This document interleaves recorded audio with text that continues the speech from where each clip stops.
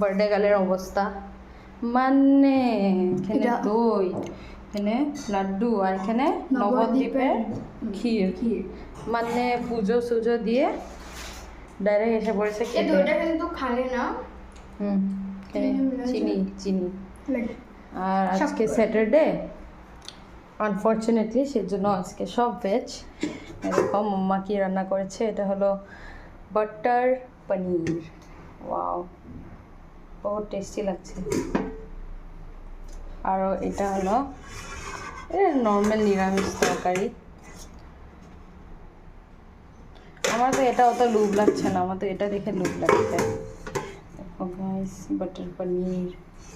এর সাথে যদি অল্প নান থাকতো না, নান মজাই হয়ে যেত না বুনু?